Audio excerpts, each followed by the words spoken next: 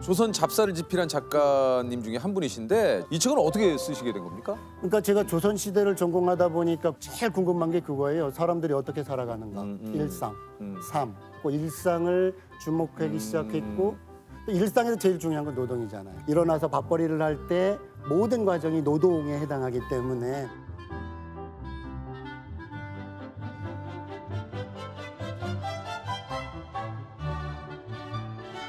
그래서 직업에 관심을 갖고. 아니 저는 이게 좀 이 조선시대 한 몇 개의 직업이 존재를 하나요? 몇 개의 직업은 저희가 상상을 초월하죠.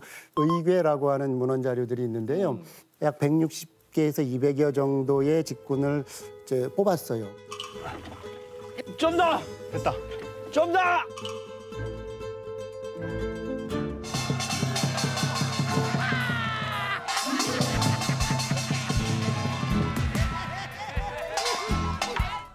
최고 연봉이라고 지금처럼 이제 어떤 임노동, 그 임금을 받는 시스템은 좀 아니었던 것 같고요. 그래서 합리적으로 추정할 수 있는 사람은 역시 지금이나 뭐 예전이나 부동산 중개업자. 아 그때도? 진짜요?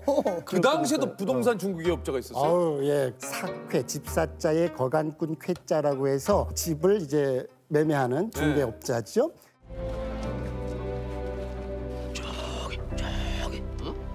그 이 땅 주인이 그 승정원에 계시던 분인데 그 임금님 앞에서 입을 잘못 놀리는 바람에 지금 좌천돼가지고 눈물을 머금고 내놓으신 땅이에요. 금매로. 저기, 이게 이 돌밭 같아도 여기다가 뽕을 심으면 그냥 겁나게 잘 될 자리라니까. 자저실기라고 하는 책이 있어요. 거기에 이제 실려 있는 기록인데 홍선양이라고 하는 사람이 지금의 이제 북창동 일대 집이 아주 큰 집이 있었는데 지금으로 따지면 서울에서 가장 비싼 집 그 약 7,000냥 정도가 됐었어요. 7,000냥? 예. 그런데 거기에 종사했던 집을 이제 매매하는 중개업자죠. 그 사람이 매매가의 10%를 받는다라고 기록. 그럼 700냥을? 그러니까요. 근데 700냥의 규모가 예를 들면 이런 거예요. 좀 괜찮은 초가집. 그러니까 우리가 보통 평범한 사람들이 사는 집, 요게 약 110냥 내외였다 그래요. 그러면 그 평범한 초가집이 110냥이에요? 맞아요.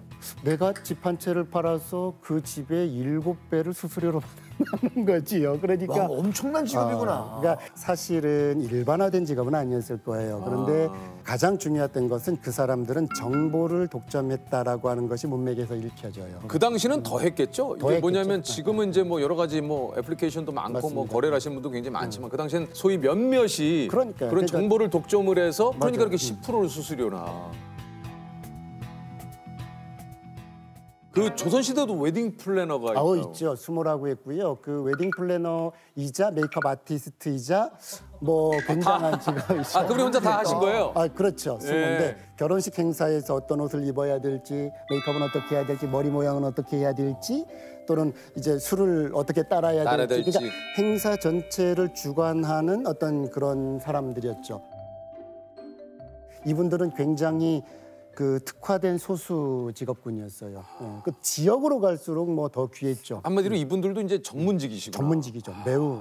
그러니까 이게 고액 연봉이라고 하는 것은 어떻게 할 수 있냐면 결혼식을 하기 위해서 수모가 필요했는데 주변 마을엔 수모가 없는 거예요. 그래서 멀리 가서 모셔와서. 그 가마도 보내주고 그다음에 노비도 보내줘서 모셔와서 이제 살해를 하는. 그러니까 이게 보통 직업은 아니었던 거죠.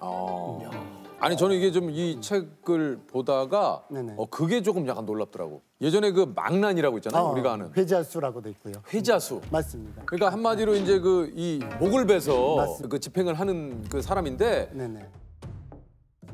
돈을 주면은 조금 편안하게 보내주고. 맞습니다. 그거 진짜예요? 근데 깜짝 놀랐어. 많죠. 굉장히 많습니다. 그러니까 망나니가 이제 회자수라고 하는데 사실 회자수는요. 그 대장을 호위하는 굉장한 어떤 상징적인 무인이에요. 그러니까 관우. 관우가 들고 다니는 청룡 언도. 그런 모양의 큰 칼을 회자라고 해요. 전쟁에서 쓰는 칼이 아니고 상징적으로 딱 들고 뭐 호위를 딱 하는 그런 분인데 이제 그 회자라고 하는 무기가 사형 집행의 도구로 쓰이면서 그러면서 이제 회자수가 이제 망나니로 불리게 돼버린 거죠. 그런데 그분들이 죽음을 집행을 해야 되는데 뇌물을 줘서 좀 편안하게 죽여줘라 또는 뇌물을 요구했던 사례도 있어요. 저기 남편 또는 니들 아빠 내가 편안히 아주 깔끔하게 죽여줄 테니까 뇌물 좀 줄래?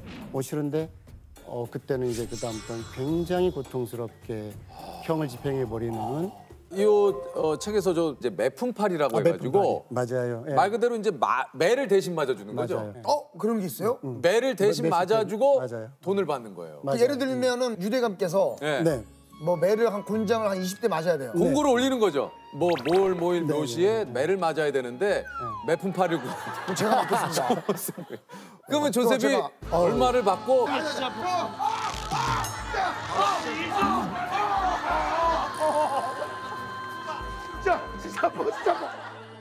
매품파리 같은 경우는 이제 대신 맞아준다 대장자라고 해요. 대장자. 사실은 이게 역사는 돈과 관련이 없는 나이가 많으신 아버님이 부득이하게 형을 이제 받게 되면 맞으면 돌아가시잖아요. 그래서 손자나 아들이 가서 대신 맞아줬죠. 예, 그런 데서 이제 출발을 한 거예요. 그러면 이제 네. 원래는 이게 사실 남이 돈을 받고 가서 대신 맞아주는 건 안 되는 건데. 불법이죠. 아. 그런데 이제 그게 불리하게. 가능했던 거예요. 그런데 여러분들 청취자분들 아주 좋아하는 소설 저희들은 청취자가 아니고 시청자. 시청자 제가 라디오를 몇 번 하니까 자주 나가요. 자주 나가요. 그래서 죄송합니다. 아 지금 갑자기 네네. 우리 저 자기님들 많이 당황하셨죠? 예. 당황하셨죠? 예. 예, 흥부전에 나와요. 예. 사실은 흥부전에 흥부가 아르바이트를 정말 많이 하잖아요. 이게 집안의 그 자식들을 먹여 살리려고 아 알바를 많이 하나요? 어마어마하가 좀 당시 유행했던 알바는 다 해요. 그리고 마지막으로 하려고 했다가 무죄 처리가 돼서 못한 것이 대신 맞는 알바예요. 궁지에 몰렸기 때문에 이거라도 해야 되겠다라고 해서 선택한 것은 아닐까. 너무너무 이게 좀 마음이 아픈 짠한 그런 직종이긴 하죠. 네. 교수님 근데 이거 뭐 예를 들면 자료도 없이 그냥 머릿속에 다 들어 있으십니까 그게? 저는 이게 전공하잖아요. 와, 그럼 뭐 막힘없이 교수님이 막히시는 것도 좀 이상하죠. 그래도 막히실 수도 있지만. 보였더라. 네, 그래도. 아니 근데 인문학을 전공한 사람들은 뭐 돈을 벌 수 있는 것도 아니고 권력을 얻을 수 있는 것도 아니잖아요. 잘난 척하고 싶은 게 최고예요. 안가를 예. 그러니까 아 교수님은 잘난 척을 하고 싶으세요? 저희